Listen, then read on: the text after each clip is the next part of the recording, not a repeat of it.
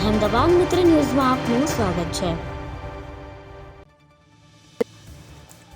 સુરતના લિંબાયત વિસ્તારમાં માનવ તસ્કરીનો એક ચોંકાવનારો કિસ્સો સામે આવ્યો, જ્યાં એક ગરીબ શ્રમજીવી પરિવારની સગીર દીકરીને નશાકારક પદાર્થો આપી 10 દિવસની અંદર 2 વખત વેચવામાં આવી હોવાનું અને તેના જ બળજબરીપૂર્વક લગ્ન કરાવવામાં આવ્યા હોવાનું સામે આવ્યું છે।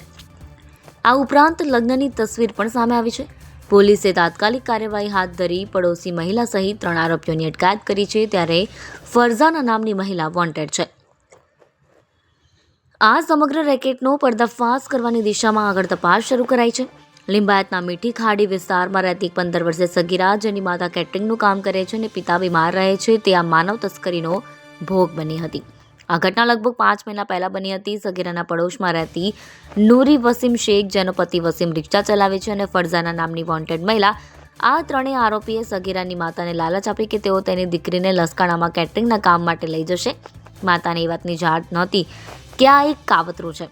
આરોપીઓએ માતાને માત્ર એટલું જ કહ્યું કે તેઓ 2-3 દિવસમાં પાછા આવી જશે। આરોપ છે કે આરોપીઓ સગીરાને લસકાણા લઈ ગયા અને ત્યાં શોએબ નામના એક વ્યક્તિ સાથે તેને રાખવામાં આવી।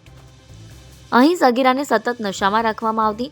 આ ટોળકી તેને દિવસમાં 2 થી 3 વખત કોરેક્સ સિરપ જેવી નશાકારક કફ સિરપ પીવડાવતી હતી, જેથી તે ભાનમાં રહી ના શકે અને નશાની હાલતમાં જ આરોપીઓએ સગીરાના બળજબરીપૂર્વક લગ્ન કરાવ્યા હતા।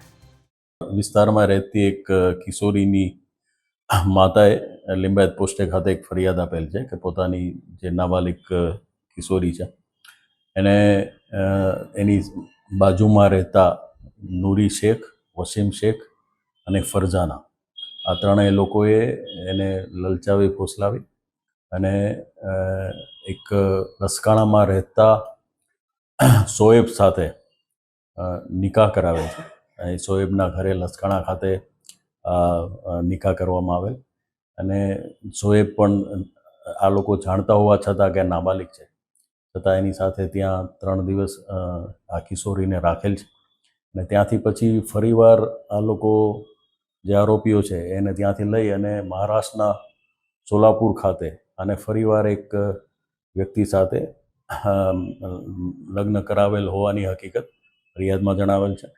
હાલ પોલીસે આ સંબંધે વસીમ, નૂરી અને જે આ લગ્ન કરનાર છે શોએબ, એની ધરપકડ કરેલ છે। આ બાબતે ફરઝાના અને અન્ય જે એક ઇસમ છે જે સોલાપુરનું, એની ધરપકડ કરવાની બાકી છે। પોલીસ હાલ વિશેષ તપાસ કરી રહી છે। આ બાબતે બળાત્કાર અને પોક્સોની કલમો લગાવી અને ગુનો રજીસ્ટર કરવામાં આવેલ છે। એ અહીંથી એને જે છોકરી છે એ કેટરિંગના કામ માટે અવારનવાર આ લોકો સાથે જતી હતી। એ દરમિયાન એ લોકોએ છોકરીને ડરાવી, ધમકાવી, લલચાવી અને આ જે છે શોએબ લસકાણા ખાતે એના ઘરે લઈ ગયેલા અને ત્યાં એમની ધાર્મિક વિધિ પ્રમાણે એના મેરેજ કરાવેલા એવું હાલ જણાય આવે છે।